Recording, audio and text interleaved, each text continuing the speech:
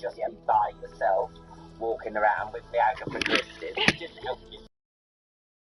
Oh no, never deliberate. She's got to close up, got number 5. Oh, this is such a fun. I know, so I mean that's the muscle. And you do look at people and for me it starts to sharpen the comedic gaze. And you have to have your wits, you have to have your wits. You have to have your wits about you as well, because you've always got someone saying something. Yeah. This carried on through her whole career. She had a bit of a dip when she was in her 40s and 50s, and she came back again. She had her own daytime talk show, the Joan Rivers Show, won an Emmy. Later in life, she was known for her comedic success, selling jewellery on QVC. Whatever she did, she aced. She won Celebrity Apprentice. I think she was the first female talk show host for late night, and it's all still men now, it's all still blokes. So even now, yeah, well, they had one. What do you want to know? I mean, we've seen it. She fell out with Johnny Carson because she was standing in for him regularly. Whenever he was on holiday, she was the go-to stand-in host, and then he went, she was then the permanent stand-in host, as it were. And then she got her own special on another channel, and he disowned her, never spoke to her again. Also, her own late-night talk show that was on the same time as the Tonight Show. But yeah, I think... bombed. Yeah. I mean, I don't put something up against the Tonight Show. Just put it on right after.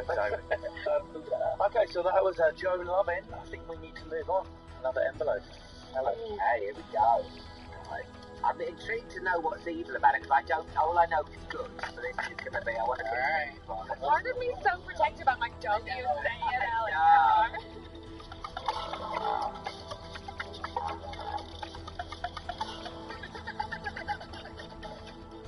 Oh, she was cruel. Relentless verbal cruelty was part of Joan's stock in trade. Politicians and celebrities, but also races, creeds and religions. She slagged everyone off, including herself. She went personal, commenting on Elizabeth Taylor and Adele's weight. She made jokes about the Holocaust, jokes about the victims of the Ariel Castro kidnappings. Literally nothing was off limits. That's not evil, though, is it? Well, let's unpack that a little bit. Can I say something? I'm a big fan. No. I feel like you were going to say it either way. What? We're at Can I say something I'm going to carry on? I'm not one of those cats you get in Greece.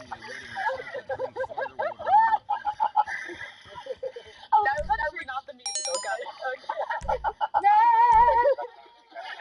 Got it. What was I going to say now? No, about...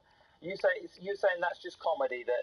Yeah, I was about... Listen, they're very... Well, I'm a big fan of Fashion Police. Do you remember when they had the writers' strike?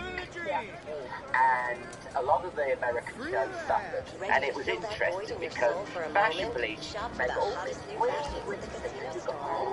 What, and you think funny about comedy, oh my God, that's so naughty. Yeah, when she didn't have the writers, I remember saying this Anne Hathaway joke. She wore this pink dress, she just looked like a C-word. And in fact, it was... No, it wasn't. Joke, I'm sorry. But it was... No, you're laughing, but it wasn't funny. It was just too me. There was no finesse behind the No, exactly. You need an adjective in front of the C word. Yeah, you need some of that. Something with me. It's just so...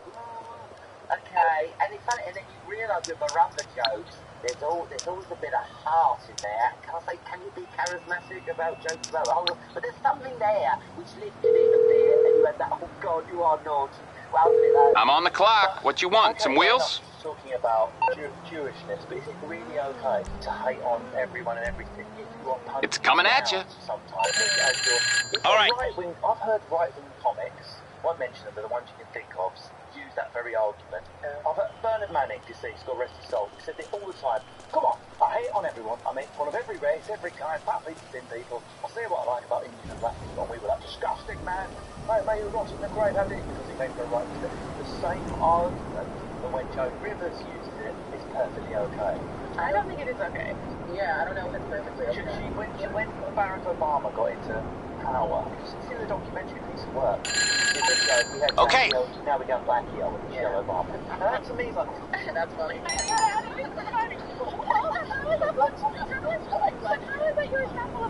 another good example of punching down, though, right? It's not a question of laugh. You're making a pun based on a... It's an even more offensive word in the UK. Based on historical historical prejudice and privilege Well, about it's being... not I know. prejudice. It's just a fact that literally this is our first black president. Everybody's thinking, But like, hey, what is the laugh? What are we laughing at there? Well, if we break down everything we laugh at, we're all pieces of shit. No. Well, I would say something about her where you just kind of go, like, she's taking none of this seriously, and it's going to be a new joke next Well, week. look at the Korean neighbours who weren't invited around for Christmas dinner. She goes, the turkey had a frisbee in its mouth, and stuff like that. You know, Nowhere to run. We're going nowhere. Dogs. That's the joke. No, I agree. But it's so ridiculous. I mean, would she really have... I No, know see, what I you're have more of a saying. problem with that Oh my one. I have God. more of a Where you problem with gonna that go one. next? No, I'm not saying... Jason said it. It's On okay. this place. No, I agree. It's But when you fine. watch her shows, Fucking you shit. laugh at like 60% of it, and there's some jokes that you spit out. But That's what I was going to say. I'm not saying okay, fine, everybody's included, and you're part of this sort of movement together. I don't know. I mean, I don't like her punching down at all, and I'm not a fan generally. But for me, I feel like the part of that reason is that I'm like, dude, some people are laughing for the wrong reasons. Like you can try to be knowing, and you can be as smart as you like what she is. You can be as like broad-reaching as she is. We can know that maybe intellectually, but we know that people are going to that show and laughing for the wrong reasons. That does make me uncomfortable. I don't think, however, that you can discount her as evil to that end, because I think she is, in the first place, trying to be inclusive. Secondly, doesn't come at it from a genuinely hateful place, which I think is, I don't think she incites, right? Which is also, I think, the problem with language if you think that it's powerful. And I honestly think that, like, I think that she comes to it from a place of, like, of trying to be, like, to make it so that those groups would laugh too. Again, I don't think that they do, and I think it is more harmful than that, but I'm just saying. She's doing one rant when she's in her late 70s, going, "Here these women talking about natural birth, idiots. I smoke and drank through every pregnancy. The baby would came out. Is it normal? Good. Is it white? Good." That's the joke. The audience are killing themselves laughing. I'm laughing, and then I was watching it for this, and I thought, well, what am I laughing? Am I really doing a knowing intellectual sociology degree? Is she not the butt of the joke there, though? Is she not the butt of the joke? I mean, it works on multiple levels. If you're just a straight up racist, you're like, yeah, I'd be worried That's about the problem. that. Yeah, you're But right. if you're a person of color, you're like, yeah, that's all a white person would worry about. You sort of throw away, it's the rhythm of it. It's like, oh my God, Jackie, oh, Blackie, oh. I mean, it's that kind of throw away. It's like... That's really it. Yeah. No, do you know what I mean? It's sort of like the way, oh, I'm just thinking this up, I'm going, you know. So we can say what we like about the stand-up. Yeah. But she came off a plane and someone put a camera in her face and asked her about Palestine and Hamas. I saw that. And she said, you know what? Some Palestinians are being killed. Good. Don't vote in Hamas. Now, she's not on stage. She's on the protective canopy of a theatre. For a second now. I was that, and isn't it funny, that's sort of the last thing she said, and then she died, and I just thought the biggest irony is the woman with the best timing. Yeah. You know what I mean, in the 40s. But she got a bit like, and this is the problem with that awful woman, Katie Hopkins, because attention is a drug, and Joan was getting attention, and then you do get into this thing, oh my God, I say things and people react, and she went too far, she said something disgusting, and then she messed it all up. And a bit like Katie Hopkins, like, final solution for Muslims, old tweet, and then she deleted it. No, you can't say that. You've gone too far. You're an idiot, and your spite has caught up with you, and you've shown your real self. So, what do you think, Catherine? I know I've gone completely 180 on what I feel, but that really fantastic when you said that. Was she, as we might be implying there, just trying to be provocative and wanted attention, or was it a genuine opinion leaking out? All of these jokes we're saying, it's the delivery, the black baby joke's inoffensive, the black ear's inoffensive. Is there someone else we're not seeing behind some of these lines? I think, first of all, I didn't know that she said that, but because apparently I live under a rock. Like, first of all, I don't think that's an okay thing to say, but I also think that she was an older, I'm not going to get an older Jewish woman. Yeah, that's been fed a narrative that a group of people that she's associated with closely are being attacked on a day-to-day basis. I am not apologizing for her, nor am I permitting it. I'm simply saying I understand. And what frustrates me a little bit about, in terms of like word police, is that that's how it's become. It's like you say something, that's the end of you, you're evil now. Yeah. And we don't have a conversation anymore, and it's so frustrating because I feel like in so many contexts that's like such a good moment for learning, that we could all actually ask questions, we could actually understand what words offend, why they offend. But people say I'm offended now, and somebody else says, well, then you're an idiot, or then you're too sensitive, and nobody says, why might that be? In what context does that hurt you? We never learn, and so it just frustrates me that the question there isn't, does that make her evil, but rather like, I wish it was, why might she have said that? How do we feel about that? Can that be justifiable? Is she a wholly bad person just because she said it? What can we do to change people's perspectives on that? It just frustrates me that it's so binary. Like, I think obviously that's an incredibly unfortunate thing that she said. It's definitely the wrong show for you if you hate binary. I'm sorry.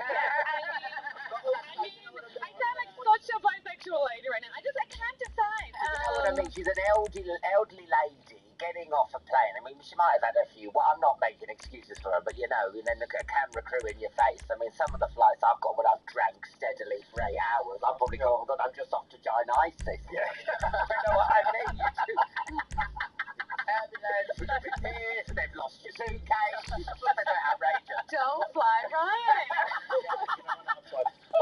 One last thing. She was a consistent Republican and Reaganite. That is actually more disturbing. That's because she loved her money. Republicans love their money. She was a supporter of gay rights and AIDS charities. San Diego, the HIV/AIDS community called her Joan of Arc. Yeah. So that proves, does it not, that she's a conflicted person with two faces. It's almost like people can be complex. The joke of AIDS. What about those men? You know, she supported AIDS. Of course, the AIDS drugs were emaciated. Thank you, Joan. Last year, the whole muscle bag. I'm off to the gym. I'm a joke. I wait for you. Full of muscle weight laughing at her. Yeah. I mean, she does strike me as someone who was like, there are a lot of people who are fiscally conservative, which are basically like, do whatever you want to, I don't care, just don't get in the way of my money. You know, and that's what her politics strike me as. Although Nancy Reagan, like, was like a good friend of hers, you know, and like helped her out when her husband died. But also, like, she was sold the American dream, and her work ethic reflects that too, right? So, like, of course she was possessive of that, which she had to work so hard for. I'm not saying, again, it's rational, but like, there's reasonable reasons that people come to conclusions that might not be right, but ultimately are understandable. Okay, we have to move on to number 3. It's honestly so fascinating. We did 2 episodes about Joan, didn't we? Yes, please. Okay.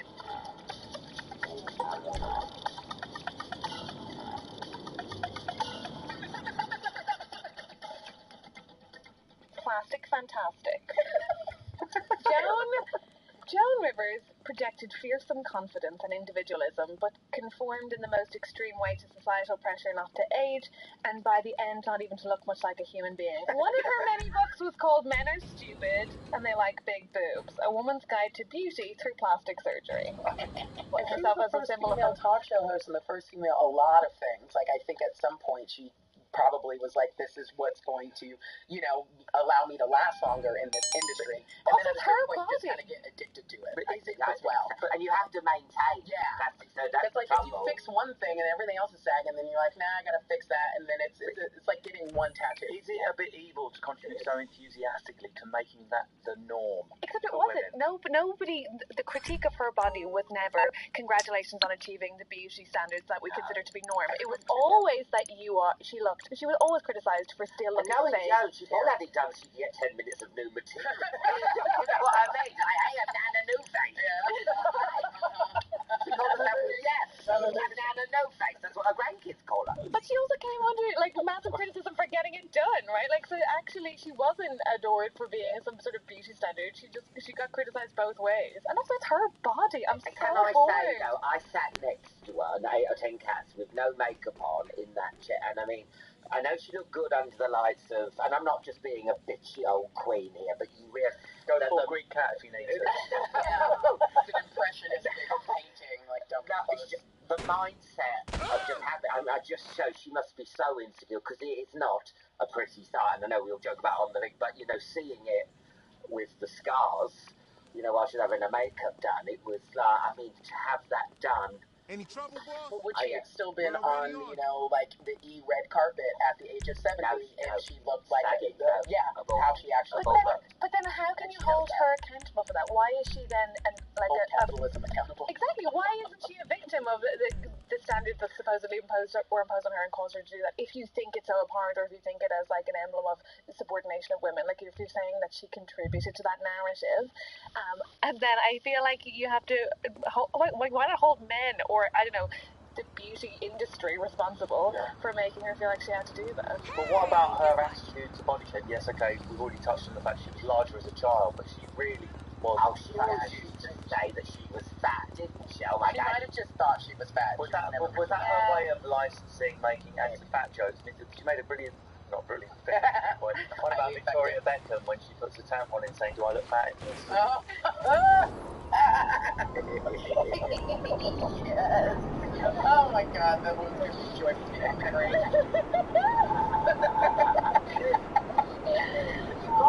You just get with her, the joke came first. I mean, I've tried to do that. Oh my God, I'm so fat, and blah, blah, blah. When I bend over, I blah, blah, blah. Something, you know, anything for a joke. As long as the joke and the punchline, she would say it. But does anyone else? Did you think so? Yeah.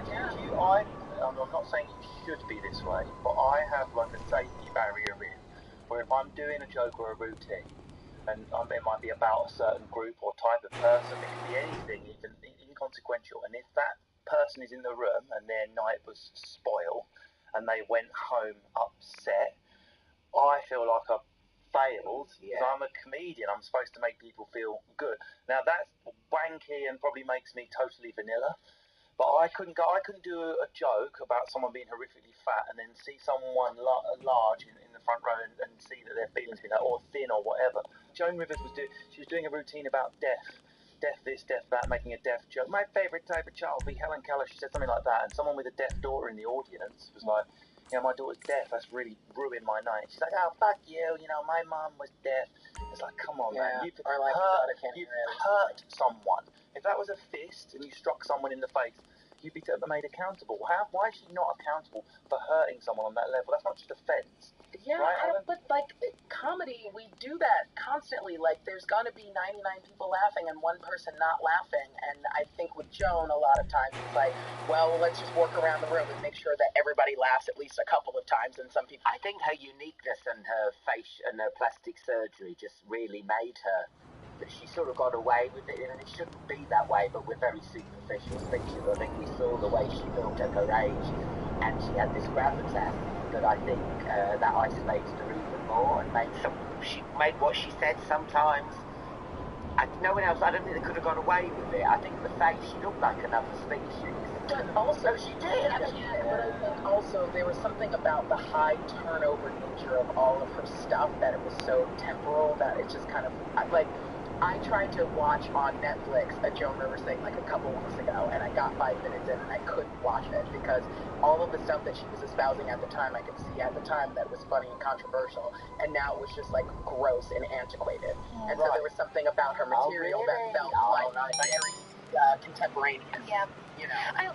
I also wonder if like I think she was very much like, look what you came to, like don't come to this space and opt into comedy if you don't risk offense. I'm not saying that, but I think that she was like, well, you don't have to watch this, you don't have to tune in, like especially with Fashion Police. I think it was like, well, obviously that's what you're gonna get. Like it's and gonna she be didn't body come shaming. up in the world of Twitter like we all have, where the things that you say stick with you and keep following you and people keep pounding you about them. Like if it offended that person and she felt bad about it, it could go away. You know, and now we, I think, have an internal sort of censoring thing of, not to say that it's bad, but it's just kind of like this stuff exists and reaches beyond us and the people in the room. It definitely frames the way that we make that. In an alternate universe, it would be great maybe to have sat her down and watched a Palestinian comedian in the West Bank do a routine and see, Would she have made today, do you think, Alan, if she started new today, this comic coming through, sense of humour the same, would she break through today, or would we see the joints and go, come on, just trying to be offensive in the headline? We'd probably see the joints. I think she'd have a journalist in the audience every night writing down what she's saying, and she'd just be headlines. I think she had funny bones. I think she was pragmatic. I think she was hardworking. I think she would have absolutely made it today as a completely different comic. Yeah, she would have adapted for sure. Yeah. Well, I think it's time to vote. What a fascinating chat. Now you got something serious in Have there. you ever had anything like that? You're in the middle of a routine, and then you've had an audience member object? Well, no, because my routine's just basically household product names. You young'uns go there. I mean, what's wrong with you? Cool and comfortable. It'd be even more impressive if someone goes, I love the best gosh, you bastard. Walking out. I'm going to bleach the stage. Don't you dare talk about Barry like that. Bleach the stage, you'll be pretty aroused by that. The stage is so clean. I would love if that could be arranged. Okay, it's time to vote, people. It's time to vote. Alan, I'll come to you first. I doubt if I've managed to chip away. You've met her, you idolise her. Have I made any impact? Could you possibly vote evil? She's a genius. And reasons, or just everything? I mean, that awful comment she said before she died, I'm afraid it isn't enough. She's a pioneer, she's bold, brassy, and the joke always came first, and she would say whatever she wanted. As long as the punchline was funny, she was going to say it, and isn't that what we're all after? So, Yeah. Right? We all try. I mean, I would try. Marine. I'll tell you what, this is part of the West Bank. I'm brave. Jeremy Corbyn. Yeah, unfortunately, her being evil does not compromise her genius. That's that part of it. So yeah, if she didn't do anything like murder or assault or anything, right? Okay, so she's Genius. Catherine, I leave with you to throw spanner in the works. I mean, it's an academic vote now. So we have at least votes 2-1, but what do you think about it? Yeah, I mean, I think she made mistakes, so she was human, but I think she was also and she made me fall in love with comedy, but I'm always going to love her. I'm a fan. She's a genius. Well, I've lost apology files for the We're all trash people. It's genius. Well done, John Rivers. Thanks very much for joining the awesome panel. Alan Carr, Catherine Bohard, Desiree Birch, thank you very much for voting Joan Rivers. I hope you've enjoyed listening to this. If you enjoyed the podcast, go tell other people about it. If not, run up to them, swear, offend them. But that apparently makes you a great person. Subscribe to the show on BBC Sound, so don't miss out on the next episode. I've been Russell K. Goodbye!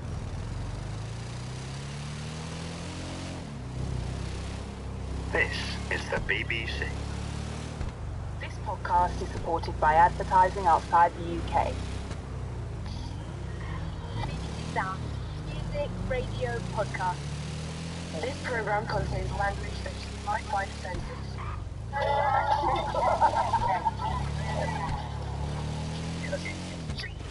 Welcome to Evil Genius. If you followed the 2 series this far, you're probably starting to wonder if it's even possible to be utterly brilliant without being a bit of an evil bellend.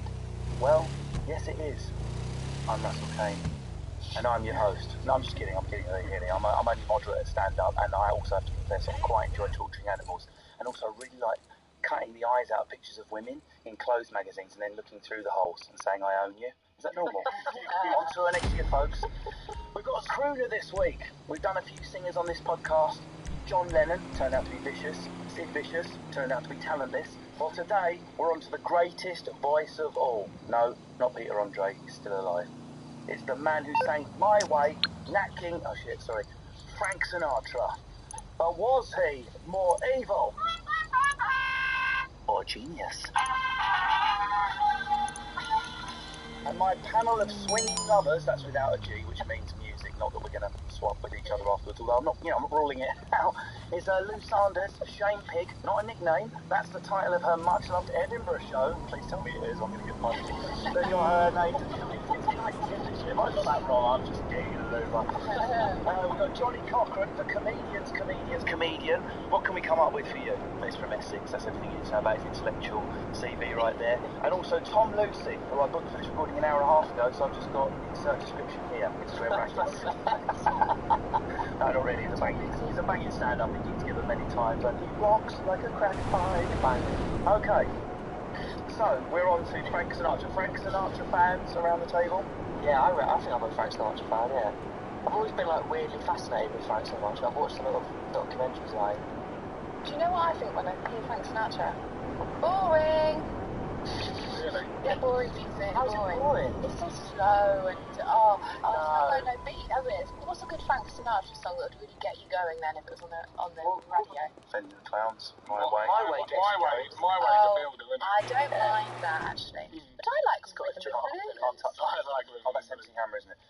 So we're drifting into discussing Frank Sinatra. So the way we're going to do it is each of you have an envelope in front of you. You can open your envelope, drop a swinging fact bomb on the situation, and the discussion will pan out from there. And envelope number 1, Lou. I can't wait to get it open.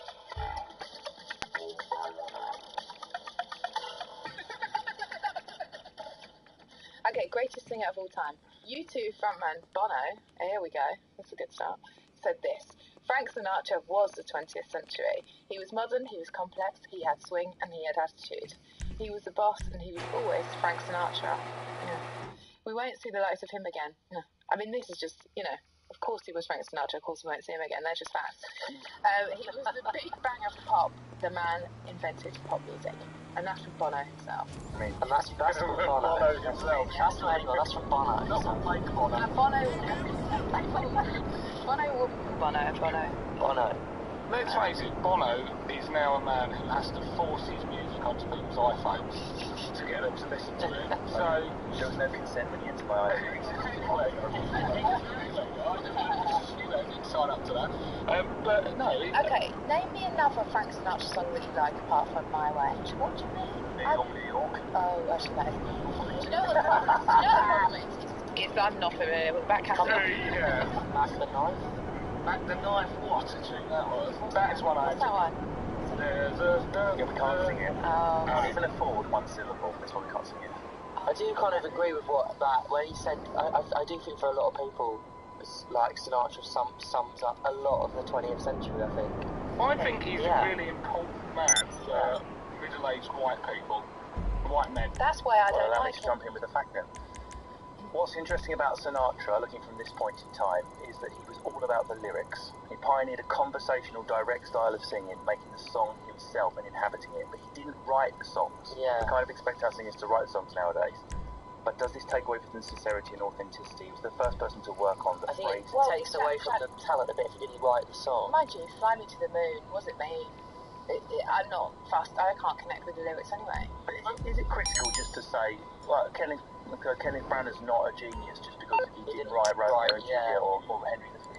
No, I think with Sinatra, you can't question he's got a wicked voice. He has an excellent voice, and it's not even my type of music, but have you heard my Auntie Pam on the karaoke? I have. He inspired her to be Pam, the best Pam she could be on that night. I love that, Tommy. Exactly, smell of ice around, and she's better. I can't use that, can we? I think those songs as well, like that for a lot of people, they sort of like the American dream is kind of summed up in all of his music. And if people talk about the American dream, he is like for a lot of people what they think of when they think of that idea of you can go to America, you can do whatever you want, you can be successful. That is like he is like the epitome of that. And he came with Italian immigrant parents who came here with nothing. But just thinking on this same point, it's really interesting. He didn't write his own stuff. So what? So what? I do write my own stuff, but so what? What do I want? A badge? If the next stand up next to me doesn't write a word of his, but he's twice as funny as me, so what? Isn't it just a symptom of your narcissistic, individualistic self that the first thing you focus on is what? Yeah. Surely it's about creating an experience. And collaborations are nice. And actually, if I was on a show like certain shows, I would get people to write for me and I wouldn't really care. Like if I was on Mock the Week and stuff. writers for this. I'm just protecting myself if I ever get any advice. Does it show? We're all going to get fired. You're like Scottish. I do think it matters, and it doesn't. I think it's different with stand-up because at the end of the day, you are selling yourself in a way and your perspective. So if you're... Oh, hang on a second, man. That's exactly what he was selling. He was the first proper pop star. He had girls screaming, the Bobby Soxers, throwing their socks at him. He was a teen idol. He was selling himself as the lover, as the boyfriend, as the single man, whatever, with someone else's words. But what I'm saying is, in a way that like an actor could read from a script and they can do their job, and you can love an actor for being able to speak other people's lines. when you're talking about stand-up, you are a lot of the time giving your perspective. So the way I see it, I think this, I do that. No, you don't. Sounded so much like Russell Brand. Johnny writes for us. That's right. No, you've made a brilliant point there, Luke. There's a thingness to a joke, like a proper joke, which I'm absolutely awful at. Whereas a monologic stand-up, like I am, my dad this, my dad that, it's closer to the self, right? Yeah. You could